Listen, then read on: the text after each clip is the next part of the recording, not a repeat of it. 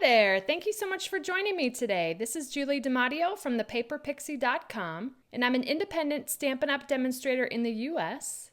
And in this video tutorial, I'm going to show you how to make this really cool scallop tag topper Easter egg box that perfectly holds either a Reese's peanut butter egg or a Cadbury's cream egg. If you adjust the size of the circle on the interior box, you could also fit an EOS lip balm.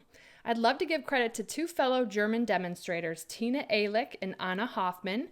They both had different versions of this project, and I Pixie-fied it a little bit so that the interior could hold something like an egg, perfect for the Easter holiday. Now this can easily be adapted for all kinds of occasions, but let me show you how easy this is to make. We're going to start with a piece of balmy blue cardstock that measures 3.5 inches by 6 inches. And along the 6-inch side, we're going to score this at 3/4 of an inch, 2 3/4, 3.5, and 5.5. I'm going to rotate it to the 3.5-inch side, and we're going to score this at 3/4 of an inch and 2 3/4. Now I have 4 pieces of the Gingham Gala Designer Series paper. This is the balmy blue pattern. Each of these pieces measures 2 inches by 3 inches. The first thing we're going to do is we're going to punch them with the scallop tag topper punch. And then on the Simply Scored, we're going to score along the flat edge at 3/4 of an inch on all pieces. Then on a scalloped edge, we're going to make a little tick mark with the ball tip of our stylus at 1 inch. And that's just marking the center point so that we can score some diagonal score lines. Okay, here's the template for the smaller Gingham Gala pieces. I'm going to bring in a ruler, and I'm going to show you on the template here. I'm going to take the ball tip of my stylus and place that where I want the diagonal score line to start. Then I'm going to bring the ruler to it and score on the diagonal down to that 3/4 of an inch score line that we made. And we're going to do that in both directions, so we kind of create this triangular shape. So I'm going to go ahead and do that on all 4 pieces. Okay, then I'm going to fold and burnish on the straight score lines. And I'm just going to gently fold backwards on the diagonal score lines. Now we're going to set those pieces aside and work on the box base. Okay, so here's the template. The first thing we're going to do is fold and burnish on all the score lines. Like so. I'm going to take my paper snips and we're going to first remove these outside corner rectangles here. I'm also going to come in and notch. Now this section here is slightly narrower than this section. This is 3/4 of an inch, this is 1/2 an inch, so this is the side we're focused on. I'm going to come in and notch slightly on that little side tab and then remove that corner there, like so. Do the same thing on the other side here. Next, we're going to cut up each of these vertical score lines, stopping at the first horizontal. And then we're going to come in and notch these little squares.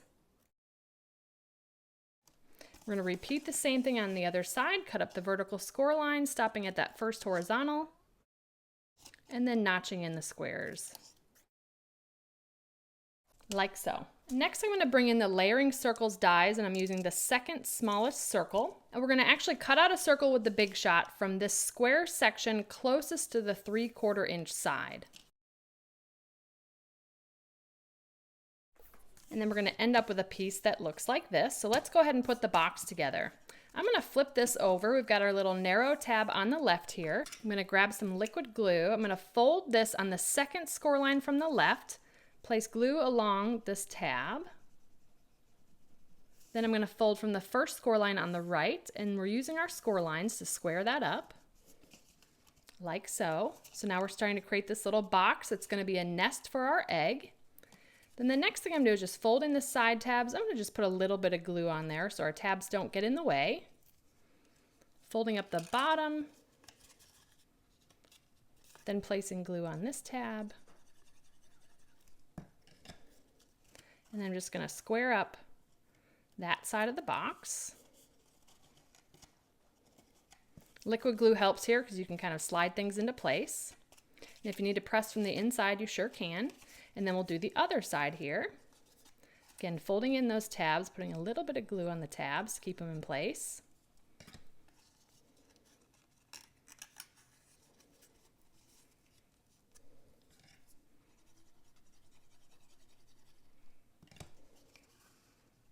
and then squaring up that box.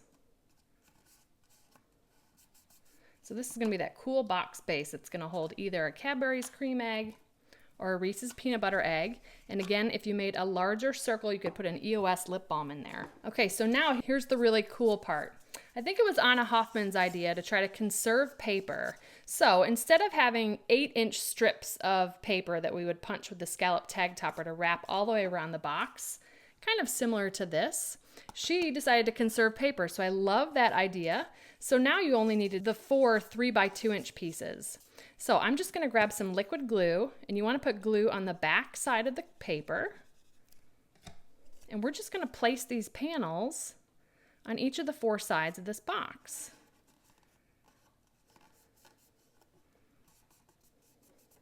Just like so. So I'm going to go ahead and do that to the remaining 3 sides.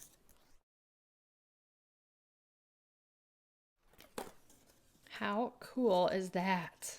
All right, so I'm gonna go ahead and put in my Reese's peanut butter egg.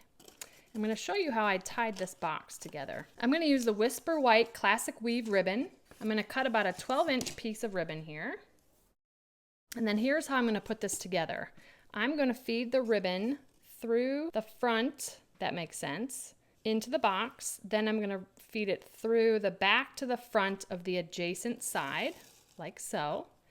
Then this is gonna go over through the front of the opposite side, and then through the back to the front of the adjacent side. I hope that makes sense. So let me show you here. We kind of have this little bit of a Z shape going on here with the loop of ribbon going over the top. So I'm just gonna pull that tight. It just gives it a nicer finish. Then I'm just gonna tie this in a normal knot,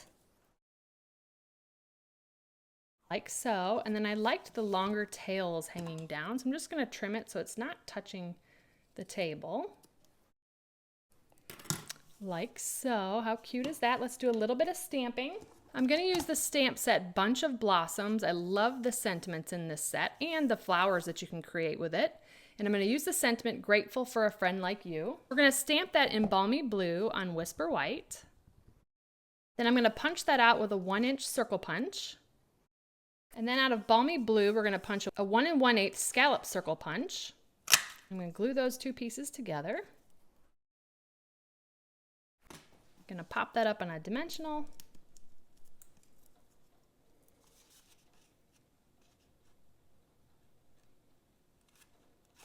And voila, there is our little scallop tag topper Easter egg box. So cute, I love this. And who wouldn't want to get a Cadbury cream egg or a Reese's peanut butter egg this holiday, or for any reason around the Easter holiday? So thank you so much for joining me today. If you enjoyed this video, please give me a thumbs up and subscribe to my channel so you don't miss my next video. If you're interested in purchasing any of the Stampin' Up! Products I used today, they'll be linked in the description. And I'll also include a link to my detailed blog post with all project measurements, details, and pictures of the templates. I'd love to have you come visit me at thepaperpixie.com, where I post projects every weekday to inspire you. I have options to subscribe to both my monthly newsletter as well as my daily blog updates, and I'd love to welcome you as a new subscriber. You can shop with me anytime at thepaperpixie.com/shop. And if you're interested in a discount on your Stampin' Up! Purchases, I'd love to welcome you to my team of Paper Pixies. And you can purchase the $99 starter kit at thepaperpixie.com/join. If you don't already have a demonstrator and you'd like a complimentary copy of one of our catalogs, stop by my blog at thepaperpixie.com/catalogs, and I'd be happy to put one in the mail to you. And if you give this project a try, I'd love to see what you made, so feel free to share it on social media with the hashtag #PaperPixie, and I'll be sure to check it out. Thanks again for watching. I hope you have a wonderful and blessed day. Take care. Bye.